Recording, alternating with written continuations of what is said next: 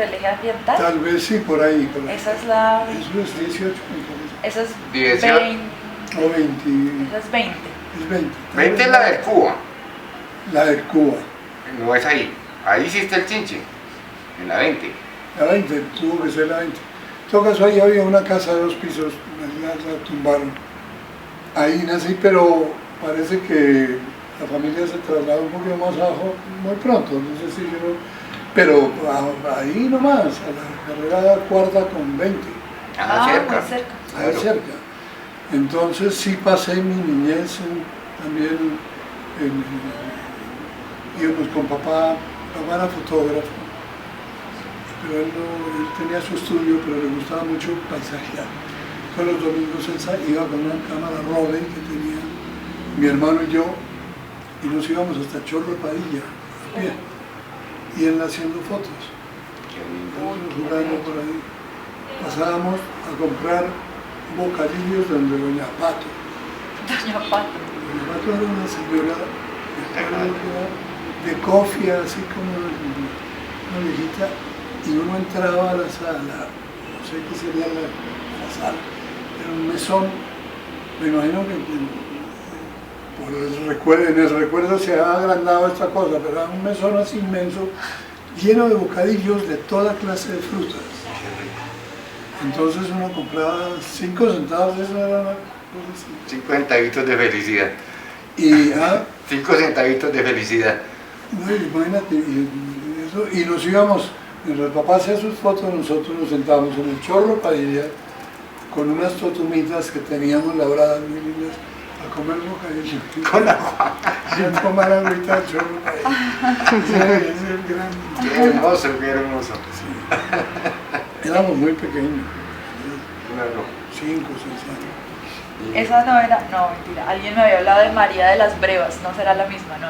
¿Cómo? Doña Pato, ¿no es la misma María de las Brevas? No. No. Alguien me habló de una señora que hacía Esta dulces. era la señora Patrocinio. Ah, La viejita y yo no sé si sería sola, o siempre estaba allá como solita, ya me alcanzo, me dio a acordar en brumas. ¿Verdad, mi Pato? y entonces los bautizaron e hicieron la primera En las comunión. aguas. Ahí en Yo la soy iglesia. bautizado en las aguas, Con el cura Sotomayor. con el cura Sotomayor. ¿Sabes que a mí el tipo no me bautizó, sino que me exorcizó? ¿Sí? Sí, porque me bautizaron a los 8 años, porque mi papá tuvo un accidente, entonces se olvidaron de mí. Ya. Y cuando necesitaron la partida de bautizo, pues el Se viejito, acordaron que no... ese no estaba bautizado, lo llevaron. Entonces vació a mi mamá, vació a mi papá. Y entonces yo me acuerdo que me hizo la ceremonia, pero entonces yo salí corriendo porque el tipo comenzó a echarme agua y a decirme, sal, sal demonio, sal, sal demonio. Ese cura, después en el Obeso, un musicólogo, un cura, ¿cómo se llamaba? Y fue el que remodeló, dirigió la remodelación de toda la casa cural y todo. Un tipo muy interesante que tenía una colección de instrumentos antiguos, Ah, qué bien. bellísimo, y dejó esa casa preciosa, porque antes, cuando el cura Sotomayor, eso era un lugar Abandonado, ¿no? abandonado.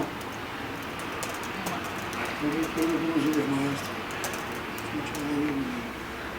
Y entonces, ¿tu familia había vivido allá desde hace largo tiempo en las aguas o...? Sí, sí, parece que sí. Mi papá era de Fusagasugá y mamá era de Chía. Y las familias vivieron y se conocieron no sé dónde. Realmente si era por el Cerro de las Aguas o por Chapinero, o no sé. Vivieron por ahí. Ajá. ¿Y resultaron viviendo allá Resultaron viviendo allá, en arriendo o compraron? No, en arriendo también. Ay, muy amable. Este es... Oficio semioficial, creo, en la calle 19, como con carrera cuarta en la esquina. ¿Quedaba una cosa de salud? Una cosa de salud. Sí. Ahí en esa esquina quedaba el hogar de la joven, se llamaba. Era una casa antigua, colonial, muy linda, y era como un albergue de niñas que venían a trabajar o a estudiar de fuera. Siempre recibían niñas de fuera. El campo. y tenían una salita de proyección de cine y los domingos daban cine cobrando pues, para el público. A nosotros siempre se nos hacía tarde, a mi hermano y a mí, hasta para ir al cine. Entonces mamá llamaba, ay señorita, mire, no vayan a empezar, que ya los niños ya van para allá. Claro, doña Julita, madre, claro que sí. Llegábamos nosotros y empezaba la película. 50 y tantos años más tarde, por lo menos. Ahí pues ya construyeron eso, tú dices algo de salud. Y estaba yo en RTI y llegó una muchacha a presentarme un proyecto para una comedia. Entonces me contó que ella dirigía el Cineclub de Colombia, que lo había dirigido Hernando Salcedo, en fin, y que ella lo dirigía ahora. Y se reunía ahí en el centro. Qué maravilla. No, sí. Ah, Entonces le dije, lo que pasa es que yo ando como enredado acá, pues, las funciones empezaban a las 7. Entonces me decía la muchacha, no se preocupe, cuando usted vaya a llegar tarde, me llama por teléfono. En el mismo sitio. Qué maravilla. Qué maravilla. Éramos 5, Julio, que fue médico y murió muy joven. Iba con unos amigos, iba a ver una película, Besos Brujos. Y yo estaba muy chico. Entonces yo quería ir, pues mi hermano no me quería, no sé, pelado, pero ahí, en Cartago, y Lele insistieron. Dice, bueno, camino, me acuerdo de una escena en que había creo que era Libertad Lamarque, no sé si uno de los recuerdos a veces no es la cosa, me parece que era con Libertad Lamarque, que iba una culebra a picar a Libertad Lamarque y me pongo yo a llorar desaforadamente hasta que me tuvieron que sacar y mi hermano maldecía, no, traer este chivo pendejo. Eso ya fue en Cuba. ¿en esa época ya había televisión? No, yo hablo de los años 40, por ahí. Ajá. No, ¿Tú naces en qué año? ¿Ah? ¿Tú naces en qué año? Perdón, Yo en 34. 34. Ah, claro. No, claro, yo tengo 81 años. Claro. No, televisión, Claro. no aparecieron mucho después, en el 53. Sí, La claro, en el televisión. 52 Cuatro. creo que fue. 54. Ah, ya. ¿Y cuándo fue la primera vez que viste televisión? La primera vez en la casa de Bernardo Romero Lozano. Eso era todo un acontecimiento. Una hermana mía trabajaba en la Radio Nacional y era amiga de Bernardo. Entonces Bernardo la invitó y él me llevaba para todos lados y nos invitó a la casa de él, en el barrio Santa Fe. Y ellos iban a inaugurar televisión con el grupo, se iban a presentar. Claro. Entonces estábamos allí y era una maravilla ver esta cosa y como media hora después verlos ahí en la casa con una hablando. Acabamos de ver en la pantalla. Fue en la casa de Bernardo. Yo ni pensé, yo era locutor en ese momento. Ya yo era locutor de la HJCK. Después pasé a la Radio Nacional y de la Radio Nacional hacia la Televisora Nacional. Sí. Pero empecé como locutor. Pero en ese momento yo no me iba a imaginar siquiera que fuera a pisar la televisión, nada. ¿Y tú entraste con el general? ¿O después? No, con el general. Con el general. Con mi general. Claro. Con mi general. Claro, sí. Claro. Yo entré a la Radio Nacional con el 50. No, sí, yo ya era locutor en la radio, con el 54. ¿Y cómo fue la llegada a la televisión? ¿Por qué? ¿Cómo pasó? La llegada a la televisión. Me trasladaron de la radio, del locutor de la radio, a la televisión. Pero yo sin ningún ánimo de quedarme ahí ni nada. Yo estudiaba pintura y después primero estudié un poco de Derecho y después pintura y tal. Yo andaba por ahí viendo a ver qué hacía, pero tenía mi buen puesto porque era muy bueno el sueldo y todo, entre 6 de la tarde y 9 de la noche todos los días. Y cuando entonces me trasladaron allí, yo leía noticias, leía documentales que llegaban, y en una de esas trajeron al país a Sekizano, un maestro japonés que estaba en México. Y Sí, como yo no tenía nada que hacer en las mañanas, nada, me matriculé, me pareció pues como por curiosidad y por hacer algo. Entonces me empezó a agarrar, a entusiasmarme, a ver que esto era había detrás de toda una teoría filosófica y todo. Y ahí estuve con el maestro Sekizano. Él duró unos 5 meses apenas, porque Bernardo Romero Lozano y Víctor Mayarino, el viejo, lo acusaron de comunista. A Rojas Pinilla. Le pidieron una audiencia a Rojas Pinilla, especialmente venimos a acusar, se está infiltrando el peligro rojo, y lo sacaron del país a los 5 o 6 meses. Wow. Pero alcanzó a dejar toda una semilla, una cosa muy interesante. La gente que estaba interesada, que yo ya empezaba a interesarme. Pero fue así, o si no hubiera, él en México, México Sekizano pues es un dios. El juez, entré a trabajar yo a un juzgado superior.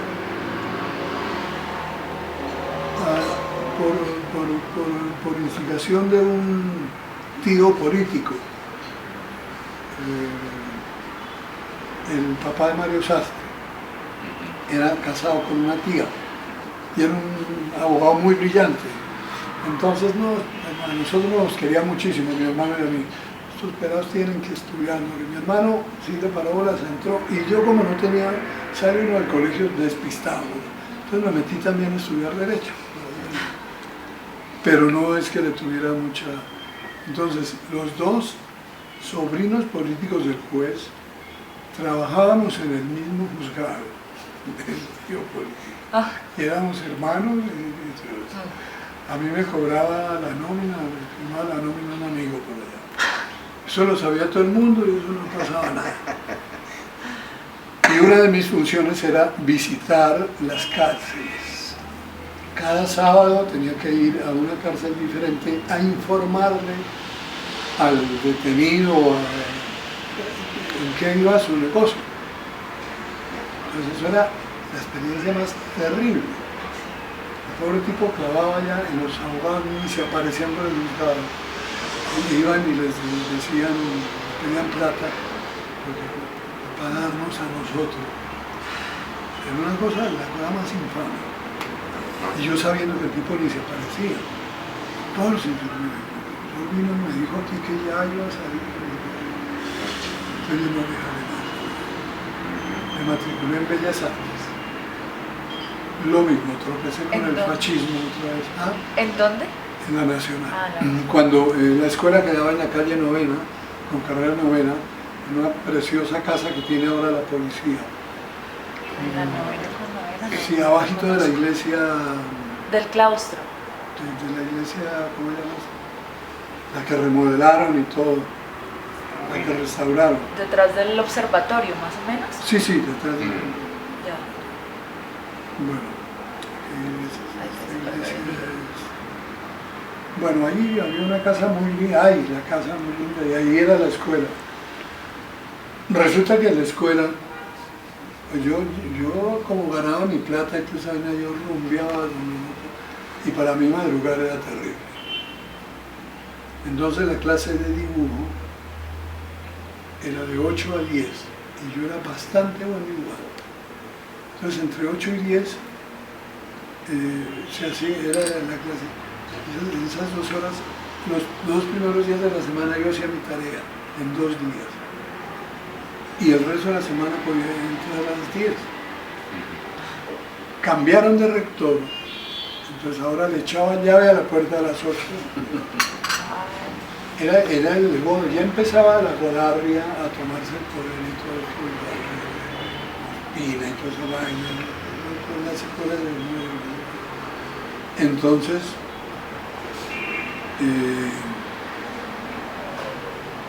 el tipo, por ejemplo, había un profesor de modelado que hacía unas esculturas como el Greco, así alargadas, bellísimas, y él nos ponía la tarea y se ponía a hacer sus monos. Me prohibieron hacer sus monos porque le corrompía el gusto. Un día nos echó un discurso, el tipo de hablado nos hacía charlas, se llamaba Ramírez Montúfar.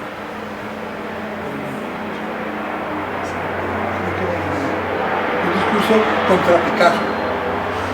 O sea que el arte debía copiar a la naturaleza. Ese sí, era el prototipo del oro así espantoso. Y que estos mamarrachos de Picasso, entonces mismo empezamos todos a... Y yo me aburrí también de la escuela. Me dediqué a la televisión y en esas, no sé, quizá no toda la cosa. Sí, claro. Yo fui ahí a Codito, en el campito de San José. Ya. Y yo digo que yo estudié en los Andes, en mi tierna infancia, porque en la Paulina, ¿te acuerdas de la Paulina? Sí, claro. Yo creí que era de Francisco de Paula Santander. Yo le decía. Eran las monjas paulinas. Sí, eran como... Sí. Era de... Le pusieron el nombre por la esposa de uno de los dueños, era la familia Sánchez, y la señora se llamó Paulina Ponce de León. Paulina. No me digas, porque hubo después una comunidad muy importante, muchos años después, que distribuía cine político aquí. En las escuelas iban y hacía funciones y debates. Yo le alcancé a ayudar a un par de monjas de estas, porque habíamos hecho en Chile, yo hice con Miguel Itín El Chacal de Nahuel Toro, una película. Entonces yo la pedí y no sé qué, la distribuimos, y en esa época eso era carcelazo fijo. Y las monjas paulinas eran subversivas, y los paulinos eran encargados de la iglesia de Buga. Se tomaron la iglesia de Buga, y un día fuimos con Arzuaga a hacer un documental, a hacer un corto que él quería hacer. Entonces me llevó como actor, y de golpe estábamos dentro de la iglesia charlando con los curas sacó unos cigarrillos y llegó en el cirio ese que tienen ahí y prendió el cigarrillo y después vino la misa y el cura se reía y así, una vieja buenísima, tenían sus viejas, No. y había que filmar una escena en una casa de citas, en un motel. Entonces me dijo Arzuaga, hombre, ¿dónde habrá un motel por aquí? Le dije, pues el cura debe saber. Le dije, le esperé, era, padre, por aquí hay un motel. Uy, llegamos allá, hola padre, ¿y cuánto hace que no hay? Y eso se tenían tomada la historia y el documental, la película, el corto era para desvirtuar la idea del milagro. Wow. No, los tipos estaban, pero después lo sacaron ya. Claro. Entonces, qué cuento. Y las mujeres hacían toda una labor política. Eso debió ser, ¿en qué año? En el 70, 80. Ya pronto. No, porque yo ya había venido de Chile. Sí, 70. No éramos muy, cosa rara, no éramos muy amigos. Había enfrente una pareja de cubanos. Habían llegado, se instalaron una cosa que se llamaba el Instituto San Bernardo, que era una casita pequeña, y ahí tenían en la salita unos pupitres y ella enseñaba mecanografía y taquigrafía. Y ahí fue donde yo empecé a aficionarme a la música cubana, porque trajeron discos de los Matamoros, toda esta cosa, y organizaban bailes, y bailaban muy bien. Eran más de...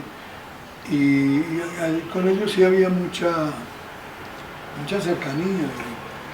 En esa época ya estaban en la 20 abajo, en la, Sobre la carrera cuarta. sobre la cuarta. ¿Y personajes de la época no recuerdas? Pidiéndole Una cosa curiosa que yo recordaba entre brumas, en la esquina nororiental de la carrera cuarta con 21, ahí había una tienda grandísima del señor Chávez. Papá tenía la fotografía en la casa, en una casa grande, entonces la parte de adelante tenía un pequeño estudio y ahí trabajaba todo. Esta familia Chávez, que era conservadora, iba todos los años, iban todos, y se hacían una foto con mi papá, pero no se hablaba. Porque ellos eran raros, no se hablaban entre mucho gusto, eran muy respetuosos, muy queridos. Uno de ellos era Ignacio, el menor. Sí, el menor también. Después resultó él estudiando filología o algo así, estudiando en la Biblioteca Nacional, en el Instituto Caro Cuervo, que en ese momento fue. Y yo trabajando en televisión. Nos encontrábamos ahí abajo en el café, siempre nos hicimos amiguísimos, pero súper amigos. Después él fue director del Instituto Caro Cuervo. Pero nunca... Había otro personaje, que era el carpintero, Ortega, ¿cómo se llamaba? O Diógenes o alguna cosa así. Era un tipo alto, muy bien plantado, de patillas espesas. Y era Ignacio sabía más de él. Después Ignacio me contó que el tipo era del Partido Comunista. Entonces había cierto aislamiento. Y era un tumbarocas del carajo. Yo iba me gustaba ir a trabajar allá y el tipo me enseñaba. Un día hice unas mesitas y unos asientos así como... A mí me encantaba ir a trabajar en carpintería. Y el tipo le echaba piropos a las niñas que pasaban. Salía a la puerta y le echaba piropos. Hicieron a eso. Ajá. Y entonces él cubría cuánta cosa había en el país. ¿Y él vive ahí en el barrio? Sí, tiene su taller. ¿Horacio? Les voy a Horacio mostrar, Posada. sí, claro que sí. Horacio Posada todavía vive. Y Dale. Sendales. Dale. Entonces empezaron las noticias por la radio en un combate, no sé qué, y fue muerto Sendales. Horacio estaba grabando una cosa en un pueblo cercano y le avisaron que iba a ir Sendales, corrió y filmó. El tipo no estaba en ningún combate, el tipo se entregó y lo tenían rodeado. Hizo así. Y de golpe discutiendo con el otro, le hizo el tipo así, no, y le dispararon. Y el otro le dio pa. Y eso salió al aire. ¿Qué pasó? Me llamó y me buscó Horacio y me dijo, tengo la muerte de Sendales. Esa no fue ese. Le dije, yo no existo. Le dije, usted que no me encontró. Para nada. Y yo fui pasivo. De película. Claro. Y pasaron las noticias. ¡Qué maravilla! Tremendo, porque fue desmentir ante todo el país nuestra versión mentirosa del... Claro. ¿Y te metiste en un lío con eso? Y después me llamó, inmediatamente me buscaba como aguja esa noche. Y yo no me dejé pillar. Entonces, Fernando Restrepo, ya no estaba Fernando Gómez, sino Fernando Restrepo. Restrepo Suárez. Sí. Creo que sí, o algo. En todo caso, Fernando Restrepo fue el que me... Carajo, ¿y esta vaina que pasó, esa noticia? Le dije, mire, yo aquí no soy censor. Primero, yo no sabía porque a mí no me encontró Horacio, no me preguntó porque no me encontró por ningún lado. Si me hubiera preguntado, yo hubiera dicho que lo pasara porque yo no soy censor aquí. Hay libertad de expresión. Hijo de madre. Y la verdad quedó así, ¿no? Claro. Pero en la prensa sí se enteraron, claro, pues eso fue noticia nacional. Eso no fue durante Rojas, sino después.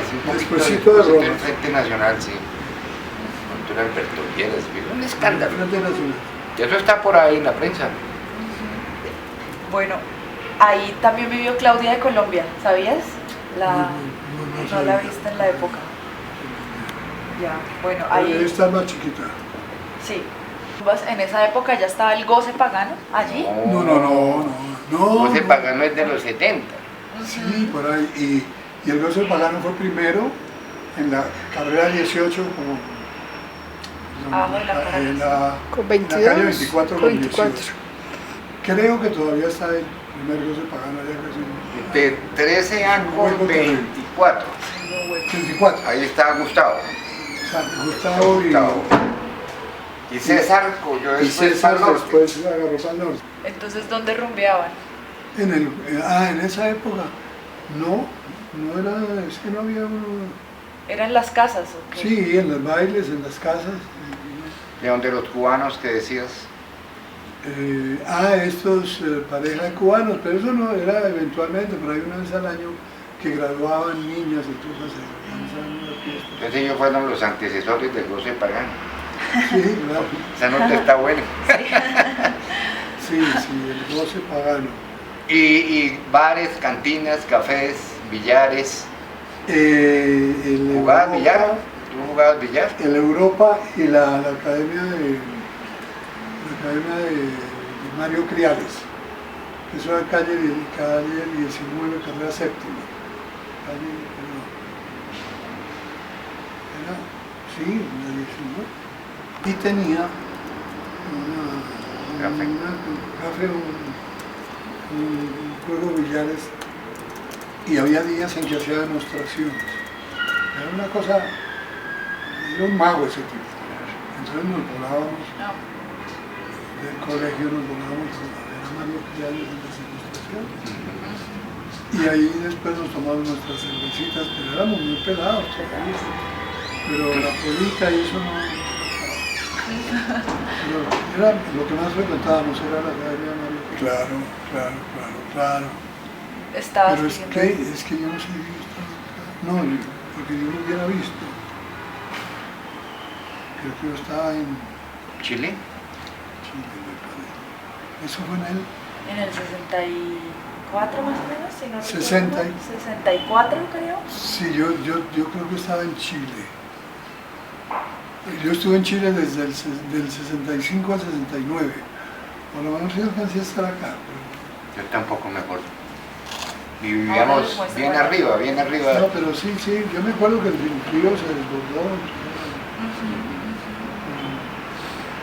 Bueno, y la pregunta sobre Don Chinche, por ejemplo, ¿por qué terminaron grabando en ese lugar? Bueno, ¿Pura casualidad? ¿De sí. quién fue la idea? ¿Cómo? no, es decir, existía el Chinche como un personaje suelto ahí que hacía diversos roles y no sé qué. Entonces, cuando Fernando Gómez me encargó, yo casi no lo había visto. ¿No eras amigo de Héctor? No, éramos casi conocidos. A mí no me gustaba mucho el atuendo no tenía nada que ver, pero bueno. Entonces yo me reuní con el Chinche y dije, bueno, voy a intentar hacer esto por encargo de Fernando Gómez. Hablemos un poco del personaje. Me dijo, no, pues ese tipo es como perezoso, como no sé qué, un poco de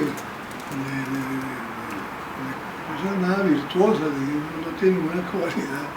No, bueno, sí, estoy diciendo que bueno, sí.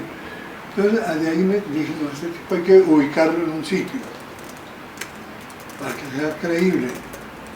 En esa época Cantinflas hacía de piloto y hacía de médico, y era esa cosa que no, a mí no me gustaba. Entonces, eso más mi devoción por el neorrealismo. Yo vi un personaje popular, hay que ubicarlo en un barrio, tal. Y yo no sé por qué se me ocurrió Río Negro de esa esa época, pero ya era un barrio un poco complicado. Entonces RTI tenía en esa época una empresa de arrendamientos. Ya. No hay problema, sí. Sigue, está grabando. Entonces, entre las cosas que tenía era esa vieja casa de la calle 20. Era de RTI. Era de RTI. Entonces, ahí hacía un taller en la parte delantera. Casi Limas, que era el carpintero y el que vivía ahí con su familia y tal, y trabajaba ahí. Y en el fondo había un viejo solar. Eran estas casas de patios y solares, pero ya estaba muy derruido. Entonces en el solar, aquí se puede armar todo un rinconcito del barrio, la tienda, la zapatería, el taller, todo eso era armado en ese solar. ¿Todo era en la misma casa? En la misma casa. Era como un garaje.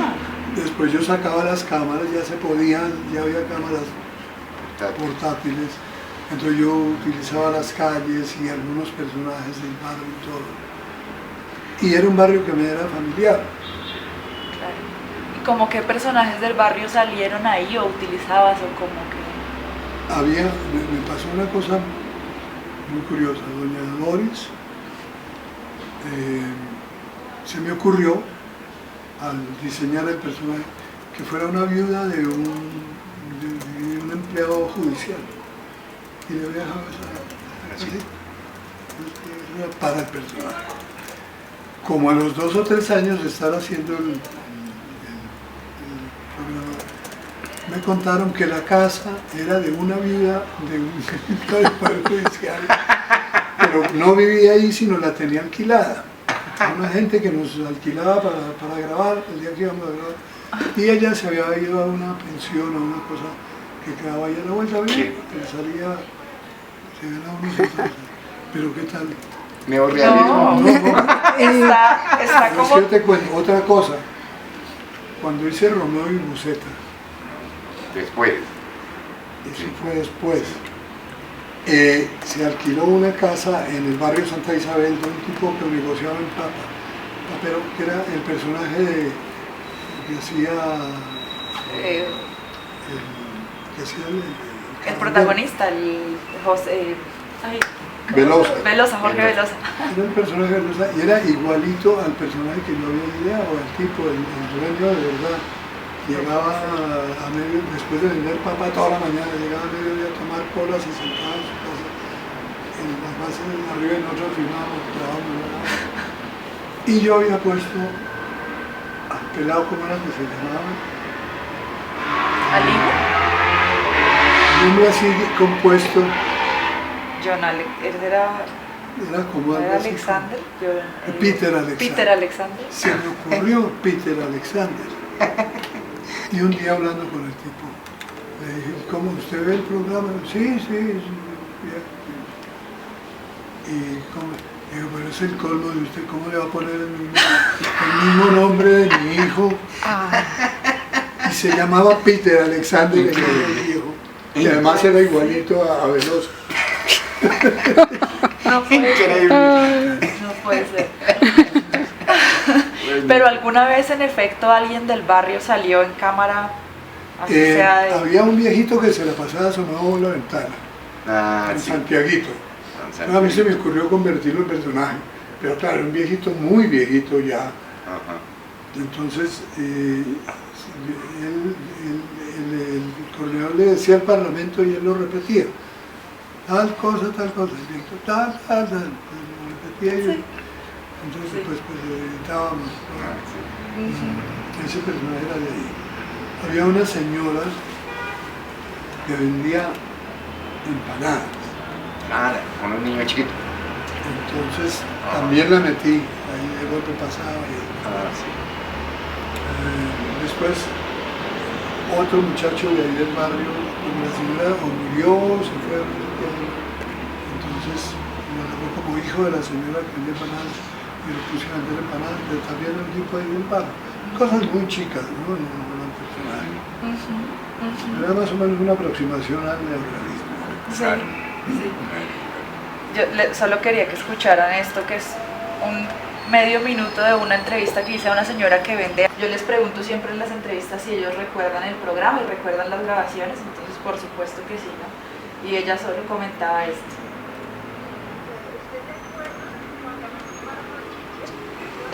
Sí, eso lo firmaba por la televisión. Es el audio nomás. Donde le digo que aquí amo a mi familia. No podía, el ladrón no podía triunfar porque era una apología al delito, entonces el ladrón se le frustraban todas las cosas. Entonces una vez hice un episodio con una rana, pues se roba un cerdo y el marrano resulta arrastrándolo por todo el barrio, todo el peligro. Míralo.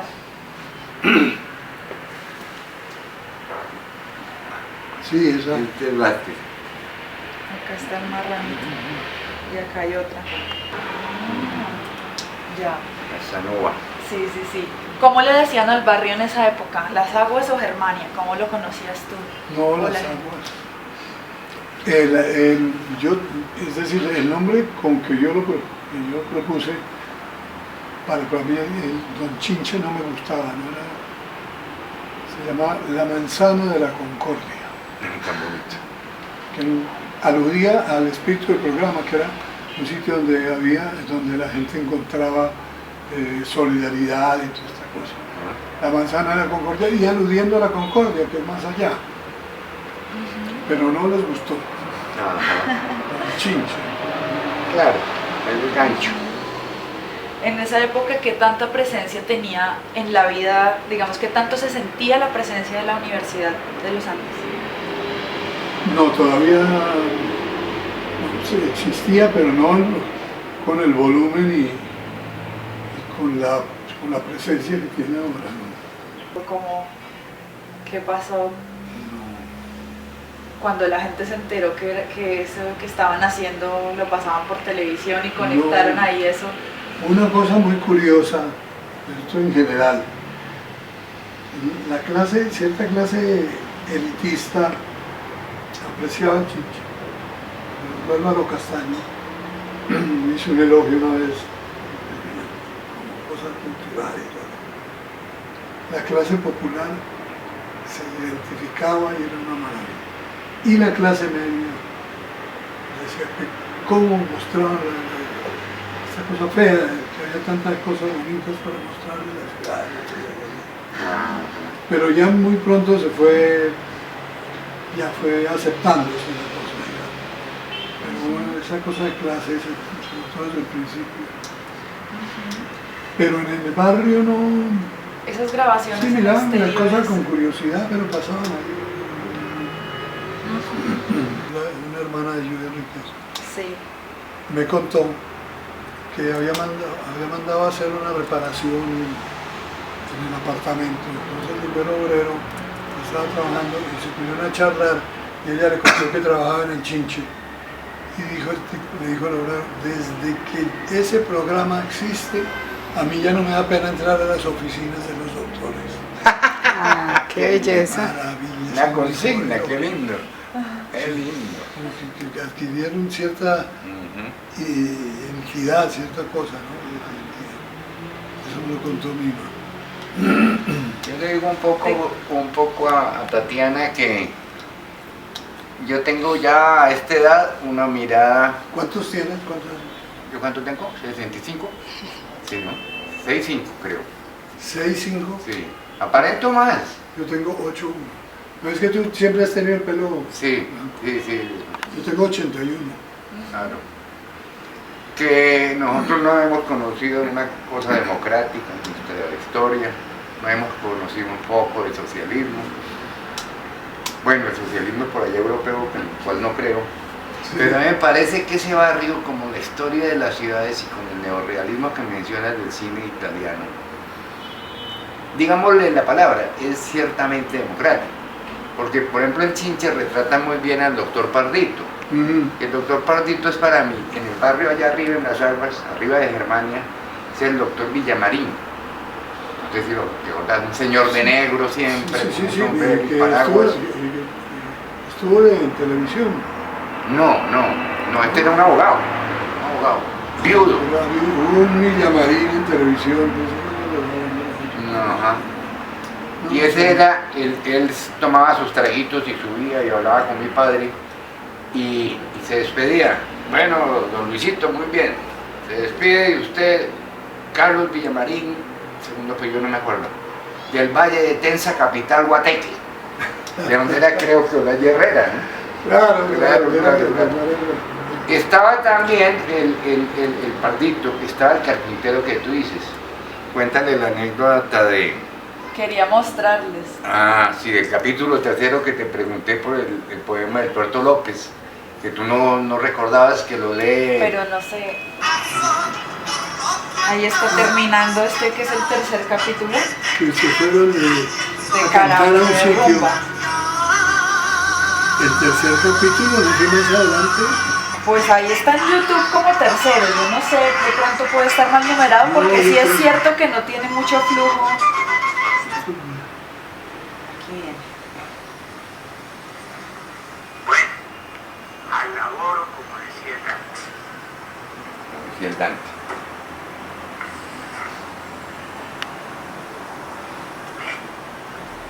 Vamos a ver, maestrico Tuerto López, ¿qué tenemos como para esta mañana?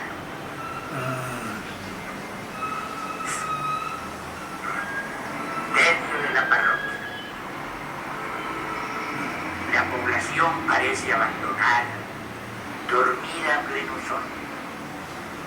¿Y qué hay de bueno? Y uno responde bostezando, nada. Ni una sola ilusión inesperada que brinde a menos rato. Es un sereno vivir este vivir, siempre a probar. Estaban velando porque estaban esperando que un hijo llegara de Estados Unidos, no tengo era, en fin. Se había demorado un poco todo el entierro y todo. Y las nietas pusieron el televisor y empieza a sonar la voz de los hijos bellísimos, la voz de Víctor Hugo Morán, Increíble. En plena relación. Increíble. Me lo contó la hija. Qué hermoso, ¿no? Qué hermoso. Y todos me adoran por eso. Pero claro, pero Sí, imagínate. claro. Qué bueno, Miguel, eso no quería Miguel. Pero sí, Qué belleza. Qué bello. Era una combinación muy bonita porque era, claro, el barrio popular con estos personajes, pero además estas notas de poesía que caen también con el barrio, entre otras, ¿no? sí, Porque claro, por eso sí, se me ocurrió hacerle también, sí, como una alusión a lo que es el barrio. Esto es Cartagena, ¿no? Pero es la misma parroquia, la misma... Muy bonito, sí. Dice, un día, un martes. No son aún las 9 de la mañana y ya hay un movimiento inusitado enfrente a unas pesadas puertas verdes en la calle 20 con carrera primera, prácticamente en las faldas de Monserrate. Es Chinchecita, la vieja casalote del barrio Germania, el lugar donde se graba el programa. La unidad móvil de RTI está parqueada enfrente. Personas entran y salen como en un hormiguero donde se desenvuelven cables, se movilizan luces y micrófonos, rieles, transformadores, cámaras y audífonos.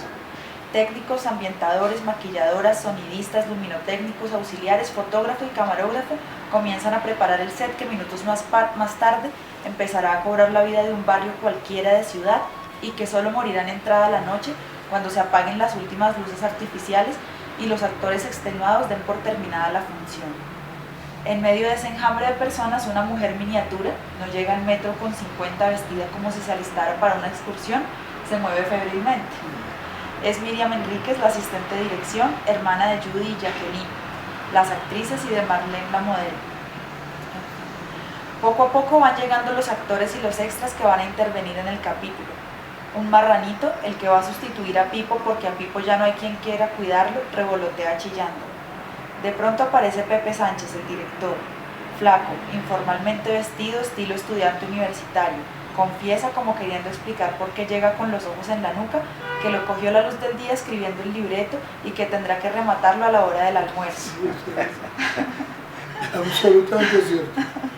¿Cómo era eso de los libretos? ¿Qué tanto te inspirabas Claro, en es que yo ¿Cómo además, sabía eso? paralelamente a eso hacía el cuento del domingo. Entonces, yo ahora me pongo a hacer cuentas y no sé a qué horas hacía todo. El cuento del domingo no lo escribía, pero lo dirigía y lo editaba. Pero en ese tiempo no había editores, ¿sí? Entonces yo pues en los principios de cine y eso, dirigía la edición con el Chinche. Entonces yo tenía escasamente 2 días o 3 horas para escribir, o noches para escribir esta cosa. Entonces me agarraba siempre la víspera. ¿Y de dónde salía? ¿Escuchabas cosas, veías ahí mismo, qué te contaban, alguna que recuerdes? Eso era terrible, no era nada divertido. Saber qué tiene que ocurrirse a uno para el martes tal vaina, algo. Entonces ahí, no sé, me inventaba cosas, me echaba mano de recuerdos, de anécdotas. ¿Y qué sigue ahí? Aquí sigue. Pasa una rápida revisión al lugar donde se grabarán las primeras escenas mientras los actores le echan la primera ojeada a los libretos. Se oyen las primeras órdenes amables pero enérgicas de Sánchez. Se grabará pronto la primera escena. Se ensaya. El director da la orden de empezar. Rueda la máquina de videotape. Grabando, dice el coordinador que da la señal para comenzar. Se graba, pero hay algo que no le gusta a Pepe Sánchez, quien ordena repetir. Se repite nuevamente la escena con los socios y Pastora, la lora confidente de Don Chinche. Así se hará cada vez que no se logre lo que Pepe ha craneado. Curiosamente para muchos y un poco excepcional en el medio de la TV, el programa se realiza con técnicas cinematográficas y 100% en exteriores, fuera de los tradicionales estudios de TV. El equipo de producción y el elenco de actores trabajan como en el cine. Sánchez utiliza el director de fotografía y desde la pequeña cabina de grabación de la unidad móvil da las órdenes para los desplazamientos, tomas y encuadres que debe efectuar la única cámara que utiliza. Un sistema más lento pero más cuidadoso de realización, perdido en la TV donde priman los criterios de rentabilidad y la utilización óptima y máxima de los tiempos de grabación, han permitido que Don Chinche, aparentemente ligero y fácil, se haga en un tiempo relativamente holgado que incluye un trabajo minucioso de edición, uno de los mayores aciertos del programa. ¿De semana? Esto es un reportaje de semana, sí. Bueno. Y me exigían una hoja de vida. Es un requisito y no es problema. Pedí la hoja de vida, no la tenía y me la dieron. Dirigió algunos capítulos de Don Chinche y del cuento del domingo. Porque yo salí de pelea con ellos. Tú no terminaste el Chinche, ¿verdad? Luego hubo otro director, acá Sí. lo menciona, ¿no? Claro, Yo no me después acordaba. siguieron 2 años y se lo tiraron. Casaron al Chinche, que el Chinche tenía que ser un solterón, se ganó la lotería. Oh, no. Hicieron, Ay, no. el doctor Pardito lo pusieron con unos mafiosos. Y el tipo era de la rectitud, Claro. o sea, volvieron chico entre Juana Uribe y yo no sé quién más. Y ellos siguieron 2 años con eso y se lo tiraron. Esa que ellos llaman el Triángulo de Fenicia, que es justamente ese, La digamos, fábrica, donde quedaba la fábrica Sí. de Fenicia, digamos la calle 22 subiendo hasta la primera y bajando justamente por la calle 20 donde se filmó y donde quedaba el Teatro Cuba. Esa parte van a demoler todo, ¿y qué van a hacer? edificios, restaurantes, oficinas, ¿Y eso por qué los Andes? eso porque es un proyecto de renovación urbana que es de iniciativa privada y los Andes lo está promoviendo. ¿Y qué pasaría con una cosa que al fin no hicieron porque los españoles se les sacó la plata?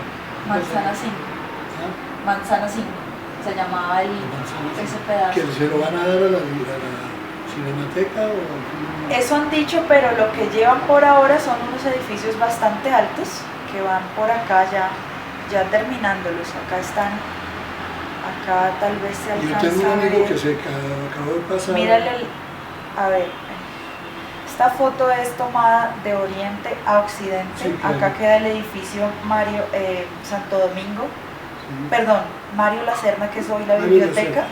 La biblioteca, este es el parque.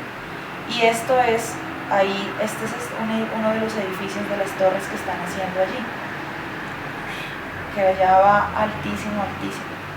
Van a borrar Acá el tengo barrio. otra, van a borrar el barrio. realmente. Bueno, sí, porque es que además, ¿Qué ¿qué otra opinas? cosa podrían hacer? Remodelas No, este no, programa. Pues ahí lo Qué que pesar, ocurre, ¿no? sí, lo están, digamos. Pero la que ya- iglesita y todo eso, me imagino que La iglesia la conservarán conservan un par de edificios, la del Goce Pagano y hoy donde hay una panadería que se llama Doña Blanca. De resto no conservarían mucho, realmente nada. Palacio de el Palacio de Comunicaciones. Comunicación. Es la pinta de Don Luis, Sí, yo puro creo. italiano. ¿Mm? Neorrealismo, mira. Sí, claro, era la época.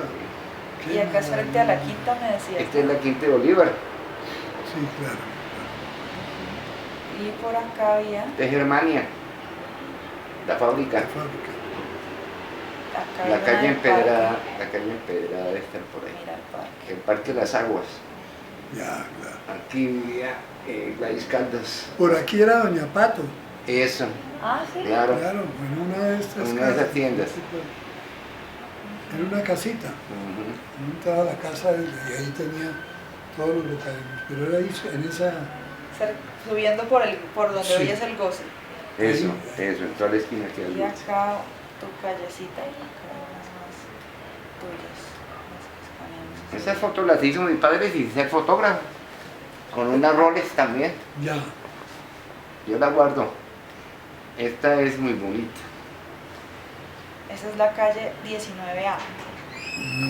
Nosotros al barrio Pues le es que nosotros teníamos el archivo de papá en una casa que yo estaba construyendo en Suba. Ajá. Se entraron los ladrones, saquearon esa vaina y como no encontraron nada, porque la casa estaba en la obra negra, no encontraron nada, nosotros dijimos, guardamos aquí el archivo. Joder, joder. Aquí al frente queda el campito de San José. Esta es la nueva entrada de los Andes. Yo sí no me alcanzo a acordar de la casa donde nací, porque es que creo que muy pronto Mira, nos aquí dice Se Paulina. rostearon. quedan. Aquí dice la Paulina. Ah, Una escalera preciosa. Y esta es la fábrica de sombreros Richard. ya. Acá a la derecha queda la casa bolivariana ahora, que eso es más o menos reciente. Ya, sí, claro. Yo vi televisión por primera vez en esta casa del señor Gómez, por ahí en el año 58, 59. Sí. Por acá hay uno de los burritos que la gente mencionó que alquilaban por ahí para ¿Qué cosas. sería? ¿Para qué sería? Piensa para otras series, ella dice que no se acuerda que en general les pedían prestado. A ver, yo lo ubico. No te fui, le conté a la abuela. Nunca más volvió nadie a misa. Ave María, qué maravilla. Nunca más. Ay, Ni mamá, ni nadie. Entraste al ateísmo derechito. Eso sí, gracias a Dios. Ah, gracias a Dios. ¿no volvieron ahí? ¿Se cambiaron de iglesia o no volvieron? No volvieron a ateos todos. Claro. ¿Qué? ¿El milagro del barrio? Sí. Yo tengo que hacer digamos, mi entrega será una crónica, que la elaboraré pronto, pero yo quiero con esto tengo mucho material visual y audios de las entrevistas que he hecho. Me gustaría poder hacer una página web y hacer algunos productos que muestren lo que han sido los cambios del barrio, sobre todo en ese contexto que te cuento, en donde ya está desapareciendo. Mi tesis se llama Barrio Tomado, como el cuento de Cortázar, de la casa tomada. La casa tomada. No, y eso, la cosa es que a un nivel práctico ya sí, esas sí son construcciones que no aportan nada a la ciudad, digamos, de una manera práctica. Es muy doloroso el desaparecer del barrio. Pero, ¿qué se haría? Si no es así, ¿qué se haría ahí? Pues mucha gente dice, ellos mismos dan sus ideas, ¿no? Ellos dicen, si la universidad quería ver bonito, ¿por qué en lugar de dejar caer el barrio, que es lo que ellos tienen esa tesis, ¿no? ¿Por qué no nos ayudaron para arreglar nuestras casas? porque ellos dicen, afirman que han vendido casas a la universidad y que la universidad las deja caer, porque como eran de patrimonio no las pueden intervenir. Es que las compran y las dejan años para que se caigan. Sí, esa es la cosa. Y poder... Pero fíjate, en la Candelaria hay muchas casas conservadas. Sí, Claro. sí, Sí, Claro. sí, sí. sí, Y claro. Coja, hay una lógica infame que tú nos puedes ayudar con una reflexión en ese sentido. Con la materia gris de alcaldes como Peñalosa, puro cemento. Entonces dicen que la gran ventaja de toda la zona oriental, desde Las Cruces hasta la Perseverancia, que esa es la vieja ciudad, Sí, claro. por fortuna fue colonizada por las universidades. Entonces que se convierte todo eso hasta la Javeriana, un campus universitario, gracias a Dios. Y entonces queda la Candelaria, algo de la Concordia, hay simbiosis con la Candelaria clásica, Las Cruces perdidas, Egipto, la iglesia, las aguas, la iglesia. La Perseverancia tal vez es la que mejor queda armadita. Sí. Es un barrio que no le cabe el chiste, que uno decía, ¿para dónde va? Para la Perseverancia, donde se sube a pie y se baja en ambulancia. Y no, siempre fue un barrio proleto. Sí. Y no por nosotros, sino por el mismo dueño de Bavaria, Mr. Kong, que construyó ese barrio para los obreros de la 28. Fue el primer plan de vivienda para obreros. Una reflexión tuya sobre esto finalmente, podría estar lindo, dejarlo sobre la vida del viejo barrio, de Cortázar, sobre una reflexión tuya, de tu vida en el barrio y frente a la modernidad. El barrio correspondía al espíritu de aquella época, ¿no? Había el vecindario, los vecinos se conocían, había la tienda donde se fiaba, era otro espíritu de convivencia. Compadrazgos.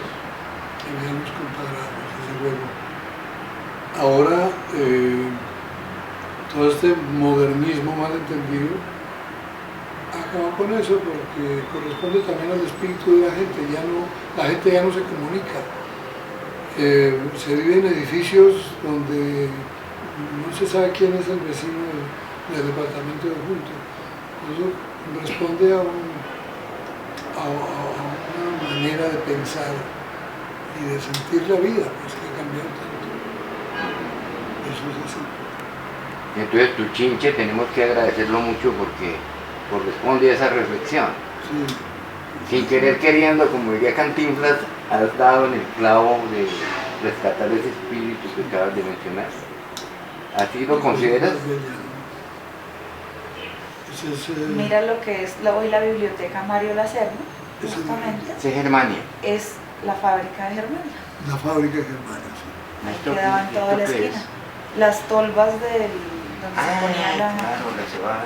Sí, sí, sí. Acá yo creo que es tu foto la que vimos hace un rato. Sí, exacto.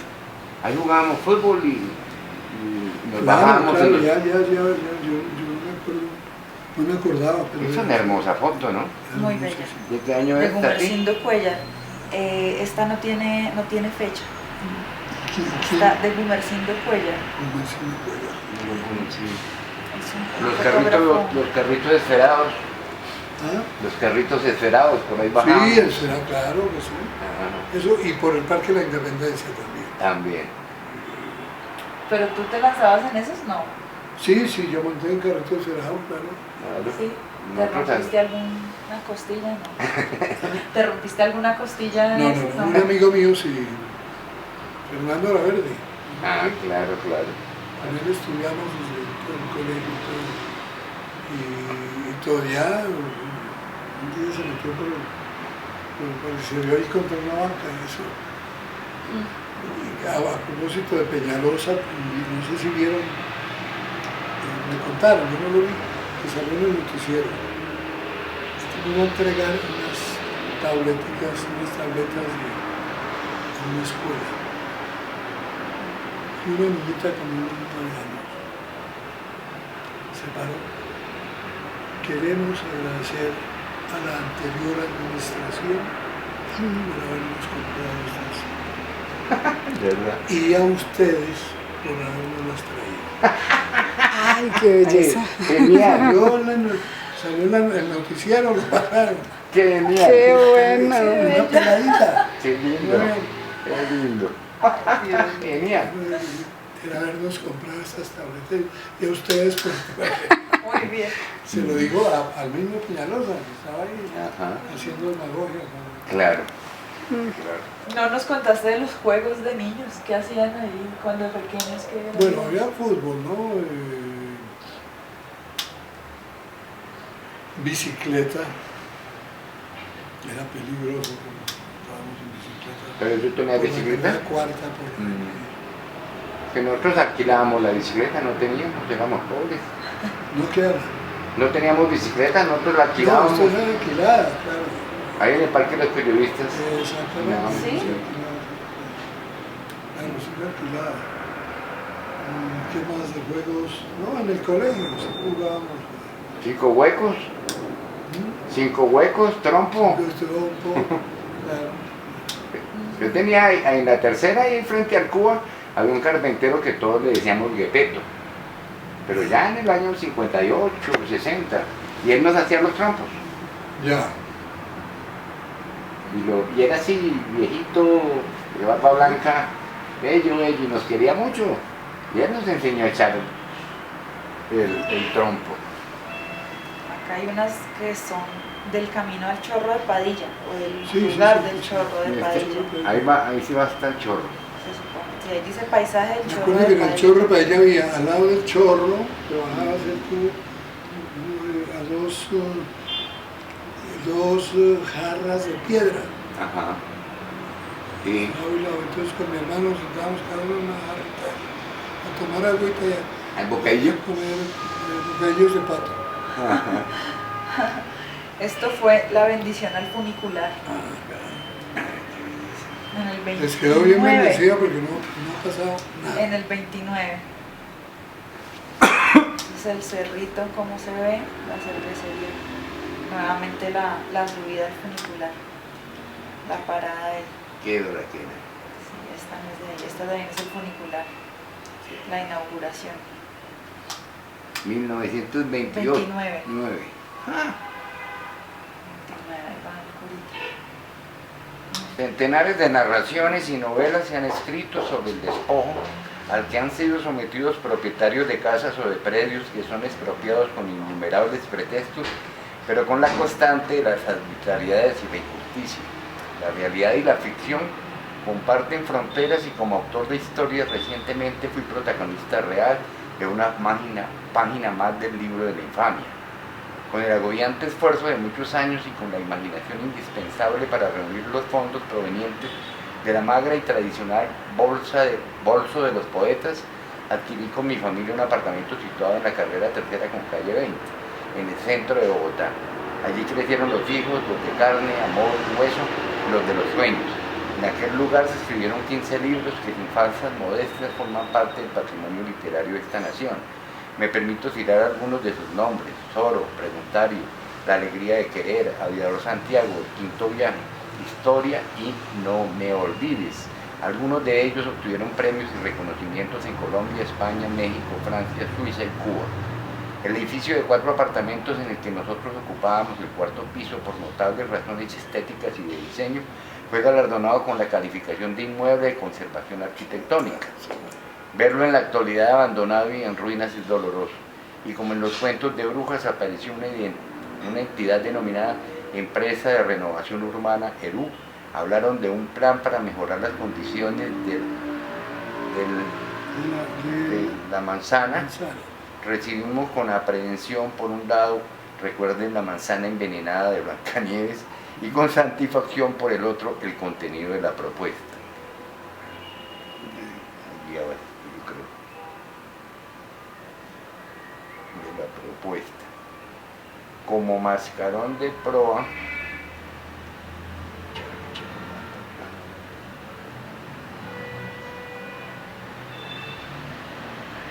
a ver, Como mascarón de proa hablaron de la construcción del Centro Cultural Español.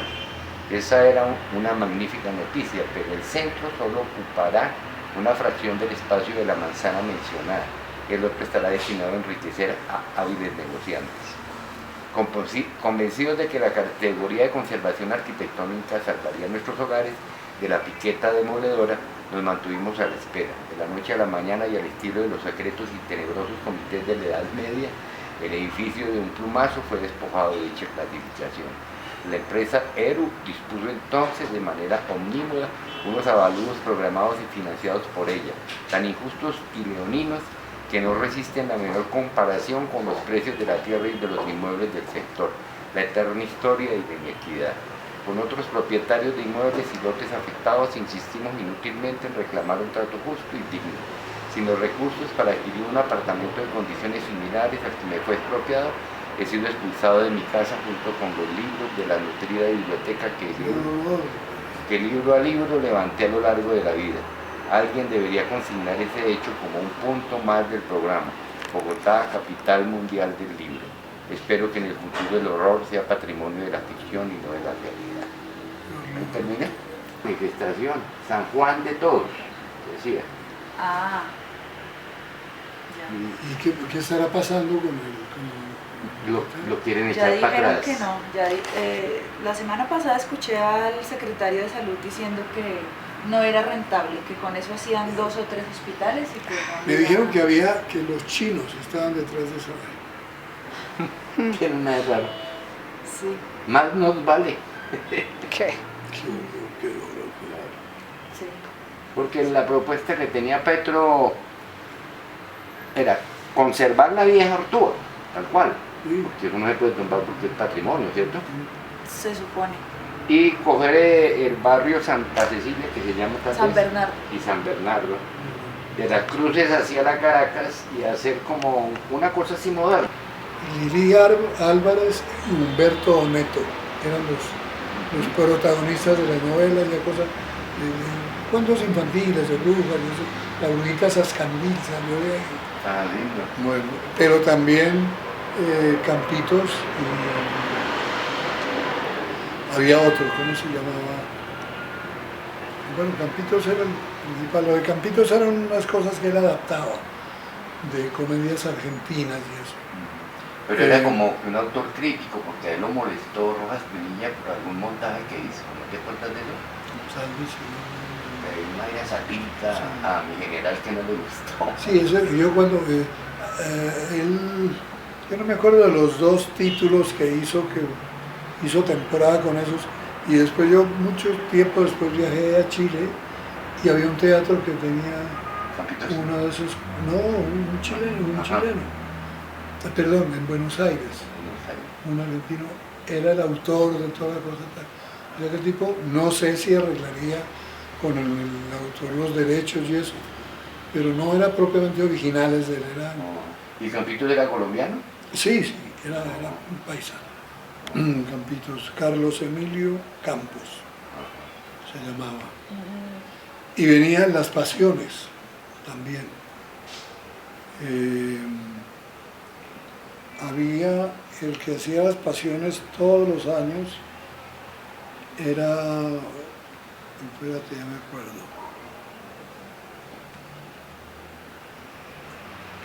Era porque la señora vive todavía y ella trabajaba en eso, Montoya, Pepe Montoya. Famoso. Pepe Montoya. Y el hijo fue actor de televisión. Sí, creo, y la señora, María, ella se llama Dimón, Díaz de Montoya, se puso no sé qué Dimón. Ah, sí. Y hasta hace poco todavía trabajaba. El Bolívar soy yo no es hija de este Montoya, no es hija de Pepe. ¿Sí? ¿Qué? ¿El qué? El Bolívar soy yo, la película, Ah, la película, no sé.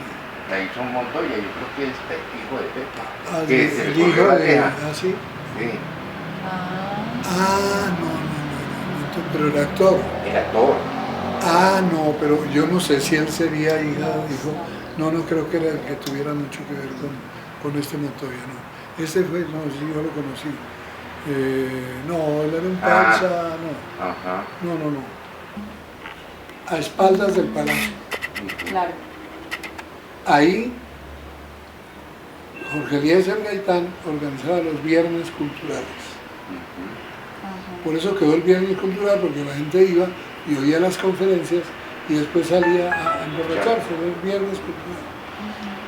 La comedia que voy a estrenar se llama Viernes Cultural. Ah, Son unas niñas que salen de rumba una noche por ay, Bogotá, qué y chévere. todo lo que les pasa.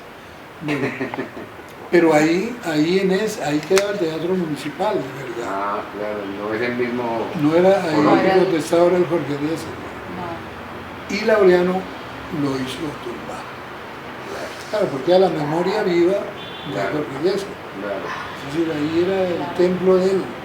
Él hacía esas reuniones, hacía conferencias de economía, de política, de todo. Una maravilla. Y la gente, pues, ¿Yo? era ahí, Total. hizo el teatro municipal.